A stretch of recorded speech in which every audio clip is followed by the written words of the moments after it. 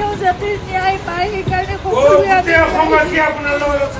সেইকাৰণে প্ৰতিদিনে hashtag justice for Zubeen Garg সকলোৱে লিখিব এবাৰ আৰু সকলোৱে ন্যায় প্ৰাৰ্থনা কৰিব। সদায় যি হৈছিল আমি জানিব লাগে সেইটোৱে কথা। আজিলৈকে জনা নাই কি হ'ল, 22টা দিন পাৰ হ'ল, আজিলৈকে আমি নাজানো কি ঘটনা ঘটি গ'ল।